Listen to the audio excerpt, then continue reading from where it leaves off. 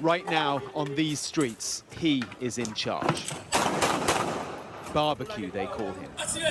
Jimmy Chiritse, the leader of a collective of gangs, street fighters who have effectively pulled off a coup. Today we are telling the international community to give Haiti a chance. We Haitians have to decide who is going to lead the country and what model of government we want. He was reacting from the streets to the resignation of the Prime Minister, prevented from returning to his own country, forced to step down in neighbouring Puerto Rico. The government I am running, he said, will remove itself immediately after the establishment of a transitional presidential council. The images from the past week reflect this slide into chaos. At the approach road to the country's main airport, they run for cover. The army still controls it, but it remains closed to flights. No way to escape, no aid coming in. The seaport has reportedly reopened after government forces pushed gangs back, but at a cost. The number of dead and injured continues to rise. The US Secretary of State joined an urgent meeting of regional leaders in Jamaica this week, a collective effort to install a transitional government and a path to elections. And at the US State Department, the spokesman hinted at the big concern for America. But certainly we have seen a very unstable security situation, and we know that what often happens when you have an unstable security situation, as you reference in the question, is an increase in people attempting to flee the country. It is the alignment of rival gangs together fighting government forces which has prompted this latest turn for a country that's been failing for years. These are images from a gang leader's drone, spotting government military vehicles, tracking the movement of an army from the air. And this is a moment from last week's prison break when gangs freed thousands. Government forces on the roof, again, gangs spotting their targets.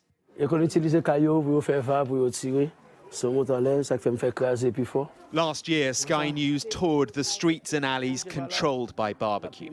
A former policeman, self-cast now as a Robin Hood for the people here, but cast by others as a straightforward gangster.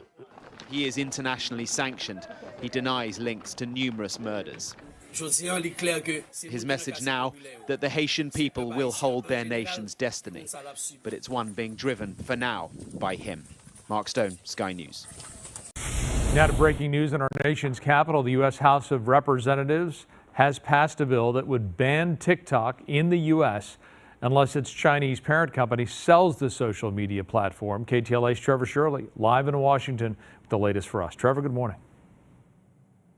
Frank, good morning to you as well. This vote just coming down in the House within the past hour or so. It was an overwhelmingly bipartisan vote. The final vote count coming in at 352 to 65. And because there was so much buy-in from both sides of the aisle, it could certainly influence how the Senate votes whenever this bill gets over to that side of Congress. The legislation comes amid growing concern over the Chinese government's ability to access data collected by TikTok. This is a serious issue. We didn't come to it lightly. Last week, a House committee unanimously passed the legislation that could potentially ban the social media app here in the U.S. Algorithms, tracking people. It's dangerous for our young people, and we got to find a way to rein it in. As it stands, the bill would force the Chinese company ByteDance to sell its ownership of TikTok or face a U.S. ban. What we're dealing here with. First, the breaking news overnight, and Putin's new threat saying he's ready to use nuclear weapons after Ukraine's massive drone strike on Russia. Foreign correspondent James Longman starts us off. Good morning, James. Yeah, good morning, George. Vladimir Putin has said he's ready to use nuclear weapons if there is a threat to Russia's statehood. In a wide-ranging interview this morning, he actually said it was up to the United States to calm the situation and avoid a nuclear war. This is as overnight Ukraine launched a massive drone attack on Russian energy infrastructure, actually the largest single attack of its kind since the war began. More than 60 drones launched in 6 different regions. An oil refinery among those targets hit. That's actually the second night in a row that an oil refinery has been targeted. Ukraine is trying to disrupt fuel deliveries to the front line in its war, and also Russian energy exports more broadly. This is as this weekend Russians head to the polls in the presidential elections. Vladimir Putin has changed the constitution, so technically he can remain in power until 2036. It is all but certain he's going to win another 6-year term, especially since most opposition leaders are either in exile, in jail or dead, and the most famous of whom was, of course, Alexei Navalny, whose funeral earlier this month drew thousands of people. Robin. Well, sir. So as Robert Hur was testifying on Capitol Hill today, the leaders of our nation's intelligence agencies, they were also on the Hill, and that included the FBI Director, Christopher Wray, who for the second day in a row is warning you, the American people, that the U.S. is facing perhaps more serious threats right now than at any other time. Pay attention. Take a look.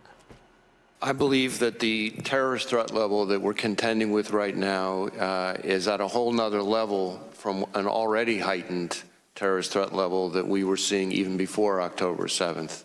And I say that for a variety of reasons. First, you've seen a veritable rogues gallery of foreign terrorist organizations calling for terrorist attacks against us in a way that we haven't seen in a long, long time. And these are terrorist organizations, as this committee knows very well, which often don't see eye to eye on much, but they seem to see eye to eye on this.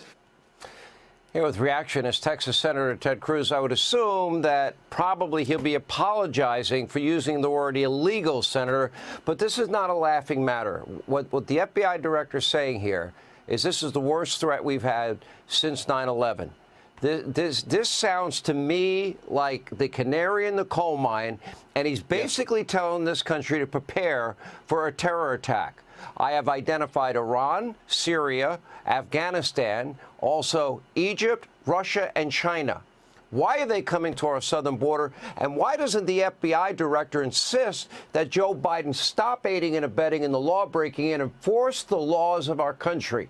Shouldn't he be doesn't he have the authority to do that, Senator? Absolutely, yes. The FBI director is exactly right. The terror threat to this country is enormous. It is greater than it has been at any time since September 11th. We've had 10.4 million people cross illegally since Joe Biden became president. The open borders we have, when I'm down on the southern border, as you know, I spend a lot of time down on the southern border. Border Patrol agents are actively looking for Hamas, for Hezbollah, for Palestinian Jihad, for terrorists coming across. They have called for terrorists to carry out acts like October 7th. On October 7th, 1,200 people were murdered in Israel. And what these terrorists are calling for is the same sort of mass murder here in the United States. And Joe Biden and every congressional Democrat, they are complicit. They refuse to do anything to stop it. And I'll tell you even worse than that. It's not even just that Biden and the Democrats are overwhelmed and they don't know how to stop the flow coming in. The news just broke in the last 2 weeks that Joe Biden, the Biden administration, actively flew over 320,000 illegal immigrants from their home countries into the United States, into 43 different airports. Now, we don't know that because Biden told the American people. We don't know that because Biden told Congress. We know that because of a lawsuit under the Freedom of Information Act. They were forced to acknowledge that. But they will not tell you what 43 airports they are, what cities they're flying people into. But understand, they're flying people from Venezuela. They're flying people from their home countries into America to come illegally. This is an invasion, and it's an invasion that Biden and the Democrats want for political reasons, and they don't care if people die as a price for their partisan control.